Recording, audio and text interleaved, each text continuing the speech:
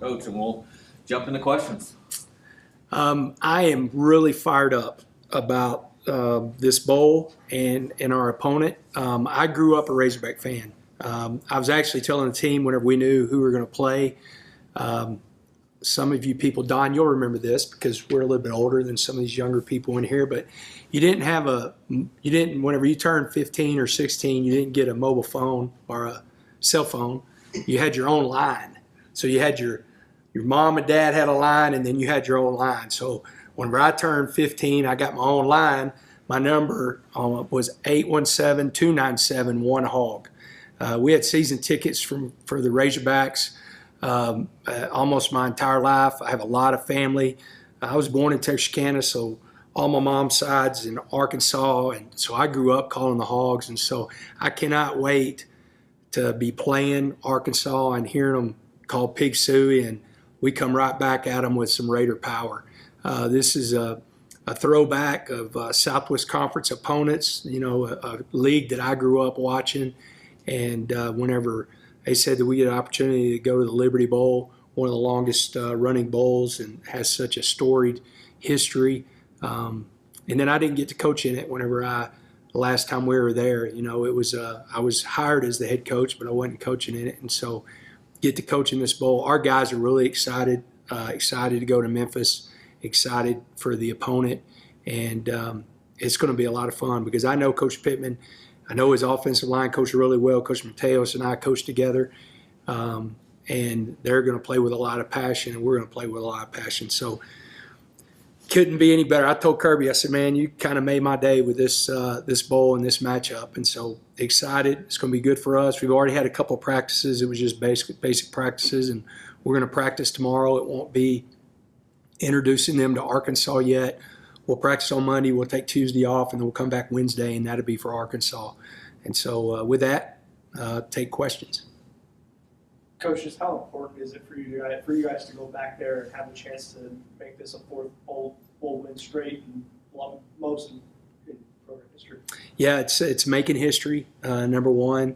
Anytime you get to play in a bowl, we counted out whenever we're talking about our young guys, we'll get 13 extra practices with our young guys. And so that's almost a full spring. So we're getting really an extra spring with a guy like Jacob Potton and Nick Fattig. I went back today and watched the last series with us on the offense against West Virginia and had those guys out there. And they were out there whenever Taj got over 1,500 yards and when Will Hammond got into the end zone. So just for those guys, these practices are so valuable. And then I think it's awesome to be able to send out a group of seniors that have done so much for this university on being in a bowl game. It's going to be a great atmosphere. It'll be a good few days that we're there in Memphis, and it is a big deal. Again, we talked all season long. Or especially whenever we didn't reach the goals that we wanted to keep pushing this program forward. Got an opportunity to get a 9th win, and then we also have an opportunity to win 4 bowl games in a row, and that hasn't been done, so it's a big deal. Joey, Arkansas's quarterback, top leading rusher, leading receiver, all Metroplex kids from Louisville, Duncanville, and Dallas Bishop Dunn.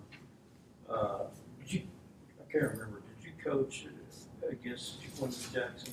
No, I got to watch him, man. One of the best QB. He actually played QB in high school, and Duncanville would have won state. I want to say that was his junior year, but it could have been his senior year whenever he ended up he blew his knee out. But they were the best team in the state, and yeah, I remember all those guys, all 3 of them. I mean, we recruited them whenever I was at Baylor, but I remember watching every one of them, and have got to watch them in college. I'm a diehard. That's all I did yesterday. Watched every single game. Didn't move from my back porch from 11 a.m. until the last game. I love college football, and I'm a huge fan. So whatever's on, whenever we're not playing, I'm usually watching those games, and Arkansas is a team that I'll usually watch. So kind of a two-parter for me. I promise it connects. So last week you kind of had some, let's just say, like choice words towards the committee and possibly leaving the Big 12 out of the top 4, getting the luxury of basically like a month off. So rankings are released. I wanted to get your initial thought seeing the bracket this morning. Yeah, I was really excited for Arizona State. I sent Kenny a text last night, congratulations, and he said, "Man, I hope you beating me didn't knock me out of getting a first round bye." And I said, "Well, it shouldn't. If they do, they've really messed up." And so I'm glad the committee got that right. I mean, I thought that was huge. The one thing, I watched all this stuff today again. As soon as they came on, at I think it was 11 a.m. and they started going through the seeds. The one thing that was really interesting to me that a lot of people didn't talk about was I thought BYU should have got a lot more pub about being in the Final 12, and they kind of weren't talked about, but they're also left out. I mean, this is a team that did beat SMU at SMU, and SMU's in the playoffs, and so I thought they would. I really thought that there's going to be some really good games. It's going to be fun to watch. There's going to be some great matchups, but it would have been interesting. I would have thought that BYU would have got a little bit more respect to at least been talked about, and they really weren't. And it's interesting because I keep hearing all these people talk about ugly wins and not so ugly losses, and this team beat this team, and a 3-loss team, do they get in, and all this stuff. And I think BYU should at least been in the conversation since SMU's in the playoffs. But I'm fired up for Arizona State. I'm fired up for our conference. I'm glad they got the bye, and it's going to be a lot of fun. Whoever wins that Clemson-Texas game, they're going to have to tackle a really good running back. I would watch our game if you're trying to do that. I mean, he rushed for 60 yards and minus a really long pass play that was, again, as much us as anybody is a bad call. We really held him in check. The only person that I think has held him under 100 yards. He only rushed for 60 yards against us. And so I thought I am fired up for our conference, though. And so you're going to be going head-to-head with an SEC school. There's lots of talk about SEC bias within college football and with the committee. And so looking at this matchup, what kind of statement are you looking to make maybe to the committee in honor of the Big 12 to kind of validate, like you talked about last week, validating the Big 12 as a deserving conference? Yeah, I mean, it is big. I mean, this is a team. Arkansas beat Tennessee. I think they were ranked number 4 maybe at the time whenever they beat them. So it's a really good team. It's kind of interesting. It didn't play out for Texas, but 2 of the 3 scenarios, almost all 4 played out. I mean, you had a 56-yard field goal for the Clemson to beat the American team in the ACC.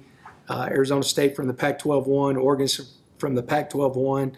And then Texas from the Big 12 nearly won. So, again, the patch that you wear on your jersey, I think, is going to mean less and less. And it's going to, hopefully, whenever this continues to keep playing out, it's going to be about the football and what they're looking at. It's kind of interesting, too. The conference that got the most in was the Big Ten. It wasn't the SEC. And so, saying a lot for that conference. And, Indiana is a great football team with a 1 loss against a really good team. But, I thought it was crazy that people were questioning their strength of schedule. I mean, they had 1 loss all year long, and they did what they needed to do to get into the playoffs. But going back to your question, I do think it's important that we win this game. Most important thing to win this game is send our old guys out on a good note. It's important to build momentum going into off-season. It's important to get that 9th win because, again, I think what is going to happen over the next couple years, but especially next year, the more respect you go into the year with, possibly being ranked, a 9-win season possibly could get us a preseason ranking. We'll see. It's going to help you because it just helps you move up into the rankings and into possibly being in the playoffs. And so this game's a big deal. Coach, going back to your opening statement, you talked about being with the team with the Liberty Bowl back in 2021, but you weren't with the team. Right. Just talk about the experience of now being back there where you led the Raider Power Chant for the first time. Yeah, that was that's funny, man. That is so funny. That's a good question because it was such a cool week because I got to experience it in a whole different way. You know, I was experiencing from the evaluation of the talent that was coming back from the team. That was my fourth game to watch that team play and kind of see where we're at. And then I also got to experience as a fan. You know, I got to be a part of some really cool stuff, and I still remember whenever being up on stage and you got the bands, and I got to lead the Raider Power, but I'm excited to now be in that stadium. When you think about that stadium and you think about that game, there's a lot of big time coaches. You know, if you just talk about history of football that has coached in that game, and we get to be a part of it, and I get to be a part of it. So it's going to be a lot of fun. I'll be a little bit more stressed out than I was that time. I was a little laid back and relaxed. I think we'll be keyed up and ready to go for that game. Coach, could you touch on the hire of offensive coordinator Mac Leftwich and just what he brings to this program and his scheme? Yeah, I'm excited. He actually got to Mac is here. Sheil will be here tomorrow. So Mac got to meet the team tonight. You'll see it come out on social media. Our players got to move into the new football facility, the Wamba Football Center, and so he got to meet the team tonight. And we'll start meetings and everything whenever to get to know the players that are coming back. One thing that I told the players that was so exciting about him and why I was so interested in him is from the day that he started calling plays, he was the best in the country. I mean, if you go back to Incarnate Word, I think they were the number one offense in total yardage. They were number one offense in total points. This last year, we were 10th overall in offense, and Texas State was 6th overall in offense. It also helps that he comes from, he doesn't come directly from the Mike Leach tree, he was never at Tech, but, he does come from that part. There's a branch somewhere connecting because Eric Morris was the guy that, really got him started. It was a cool story of listening to when I talked to Eric about hiring Mac. He said, well, also ask Clay too, because they spent 3 or 4 weeks at Washington State in an Airbnb together because Mac was actually with Clay and Eric, and then Mac was hired back at Incarnate Word, so he was going to be on that staff. He's also credited, he's a great quarterback evaluator. He's credited for the guy that found Cam Ward. There's nobody else that can. I don't think anybody can argue that. Eric Morris is going to tell you that's who found him. And listening to the story, whenever y'all get a chance, that'd be a great question to ask him because it's a really good story of finding a guy that was a wing T offense that probably at the time was a little pudgy, that didn't look like the typical quarterback that would fit into this style of offense, and he saw something that nobody else did and was able to really develop him. And so we're excited. It's going to be a lot of the same whenever you're coming to tempo, and he's very creative.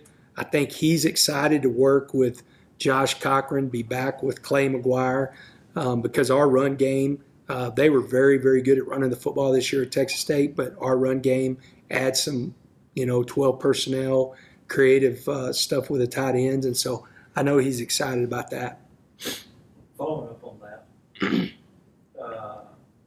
what's the plan for the 2 coordinators in the bowl game? You already said other guys will call the plays. Right. How much will Coach Wood and Coach Leftwich be involved on practices or game? Yeah, I want them to add in anything they can add to help us win. But the main thing with them is they're going to be evaluating our current players, and then starting tomorrow, we'll have visits with people that are coming in the portal. December, it slows down a little bit from the standpoint we're not on the road, because last year we were on the road, we were recruiting the portal, and we were getting ready for a bowl game. Now you're just recruiting the portal and getting ready for a bowl game, and so. They'll be a part of the visits. I think that was really important of why we wanted to get coordinators hired before December 9th. So the people that we are recruiting will be able to say, I'm playing this style of defense, this is where I fit. I'm playing this style of offense, this is where I'm fit. And then I really wanted to give them an opportunity to evaluate our current roster. And so we practice tomorrow. They'll both be at practice, and I'm sure they'll be chomping at the bits to help out anywhere. And the biggest thing is them being able to evaluate our current players and where they fit into their system. Got time for a couple more. Just one or two of your young, like assistant position coaches then take a more active role than they otherwise would have? Yes, sir. Kirk Bryant will take a more active role as quarterbacks. The plan is for Juice. Juice is going to call the offense. He's going to be in the box, so that'll put Kirk down on the field, and then CJ IU will be calling the defense. That'll put Josh Bookbinder up, and then all of our guys, our young guys that are here, they'll have a more active role. Darcel McBath has been really active the last couple weeks with our corners, but that puts him in a more active role, being the corners coach, and then we just start evaluating. The other thing too, quite honestly, it also gives Mac and Shill a chance to evaluate the coaches, because there's still some guys that we've got to add on staff, and there'll possibly be some guys that have other opportunities, other places, and so that gives us a chance to do that, and they get to watch them coach and talk to them and start developing relationships. Many players told you they don't plan on playing in the bowl? Not yet. What we try to do is one, see what bowl we're in, our opponent, and then like last week, all our old guys didn't practice at all. All they did was lift and run. Tomorrow, the old guys at practice, but theirs will be to knock the rust off a little bit. They'll be in for a quick special teams. They'll do Indy, and then we'll do some 7-on-7 1-on-1, and then I'll cut them loose to go lift, and we'll practice the young guys. So these first couple practices are really focused on our young sophomores, redshirt freshmen, and freshman development. That's one of the greatest things about bowl games is you're able to get so many more workouts. Finish this up, Don. You got any Garrett to the staff? We're working on it. We are. He's not official yet, but we're working on it. We've got some stuff to check off as far as rules and everything like that. But, man, I'm hoping so, and he will bring a lot of energy. If you look at the rankings of the top recruiters in the nation, he'll rank as one of the top recruiters in the nation off of the class that they just signed. And I'm hoping so because it definitely will help us. In what capacity would you? He'll be on the offensive side of the ball. We're kind of going back and forth, running backs. I'm pretty sure. Well, I know he has, so I can say it. But Tyler Skubanek is going to be Zach's special teams coordinator. Trent Bassey is going to be his quarterback coach. And so you're losing a running back / special teams guy. So he's going to, if we can get him, everything worked out, I'm hoping that he's here and helping in those two positions, and we'll kind of go from there. And has anything that has happened with your guys' transfer portal announcements changed the number of guys that you said a couple of weeks ago that you want to take? No, and the other thing, there's going to be some guys that are still trying to decide that have so tomorrow it officially opens. So you're officially in the portal tomorrow. You can announce whenever. So you're officially in the portal tomorrow. It's been my kind of policy the last couple of years is you've earned the right to play in this bowl game. You're trying to make a decision if you're going to stay at Texas Tech, if you're going to leave. And so we're going to have some guys practice tomorrow that have their name in the portal. I go back last year and Loic caught a touchdown pass to help us beat Cal, and was in the portal. He earned the right to play in that game. And so these guys that are in there, if they choose to play in the game, I want them to because, guys, I want to win. I want to beat Arkansas, and if one of those guys can help us in this moment and then we figure out past this moment that who's going to be the roster, then that's the whole deal to win this game and go 9-4 in 2024. All right. Thanks, Coach. All right. Thank y'all. Good to see y'all.